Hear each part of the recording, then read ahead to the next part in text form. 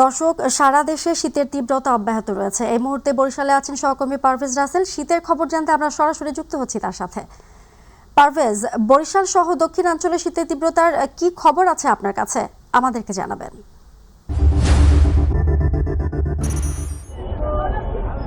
ফৌজিয়া, যেমনটা জানাতে চাই, আসলে গোটা দেশেই কিন্তু শীতের যে তীব্রতা সেটি কিন্তু পড়েছে অনেক আগেই। গত এক সপ্তাহ থেকে কিন্তু বরিশাল সহ গোটা দক্ষিণাঞ্চলে শীতের তীব্রতা কিন্তু জবুথবু হয়ে আছে। একেবারে প্রত্যন্ত থেকে মধ্যবিত্ত এবং নিম্ন অঞ্চলের মানুষ এবং উচ্চবিত্ত যে মানুষ, তারাও কিন্তু আসলে শীতের তীব্রতা একেবারেই জবুথবু।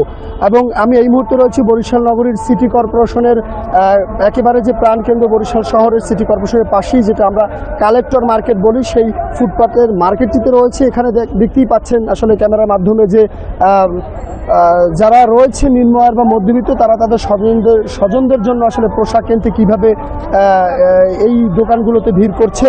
একটু তথ্য দিয়ে রাখছি যে বরিশালে কিন্তু আজ 9 ডিগ্রি সেলসিয়াস তাপমাত্রা বইছে এবং গত দুদিন থেকেই এই প্রায় মৃদু শৈত্যপ্রবাহ, আমরা বলবো এই মৃদু শৈত্যপ্রবাহ কিন্তু বরিশালের উপর থেকে বয়ে যাচ্ছে এবং এই শীতের তীব্রতা আরও আগামী কয়েকদিন থাকবে। তবে আর 2-1 দিনের মধ্যেই এই যে তাপমাত্রা, এটি বাড়তে পারে, কমবে না, তবে বাড়ার আশঙ্কার কথা বলেছেন আমাদের আবহাওয়া অধিদপ্তর। এবং তবে ঘন কুয়াশা রয়েছে, কুয়াশার যে প্রবণতা সেটি কিন্তু চলবে এই মাসের একেবারে শেষ অবধি পর্যন্ত, জানুয়ারির শেষ পর্যন্ত এই কুয়াশাটা চলবে।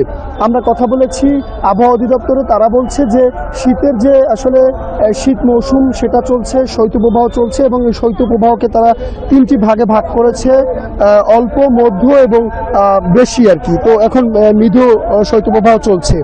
আমরা কথা বলেছি বরিশালের জেলা প্রশাসকের সাথে, তিনি জানিয়েছেন যে ইতিমধ্যে ছিন্নমূল এবং ভাসমান যে মানুষ রয়েছে, পিছিয়ে পড়া মানুষ, সেই জনগোষ্ঠীর মাঝে প্রায় 26,000 কম্বল বিতরণ করেছে। তো একটু কথা বলতে চাই, আমি এই মুহূর্তে কেনাকাটা করতে আসছেন একজন স্বজন, একটু কথা বলতে চাচ্ছি যে আসলে তো শীত পড়েছে, শীত কেমন পড়ছে এবং এখানে কাদের জন্য কি কি কিনতে আসছেন? হ্যাঁ, শীতের প্রকোপ ইদানিং খুব, তাপমাত্রা কমে যাওয়ার কারণে আমাদের শীতের প্রকোপ ভীষণ বাড়ছে। তাই জন্য মার্কেটে বিভিন্ন এখানে রিজনেবল প্রাইসে পাওয়া যায়, এই জন্য স্বজনদের জন্য কিছু কেনাকাটা করতে আসছি। যেহেতু শীত মানেই আমেজ এবং শীতে আমাদের বিভিন্ন পিঠাপুলি খাওয়া এবং সাথে সাথে বাইরে বের হওয়ার জন্য যে পোশাক, আরামদায়ক পোশাক দরকার, উষ্ণ পোশাক, সেই কেনাকাটার জন্য এখানে এসেছি।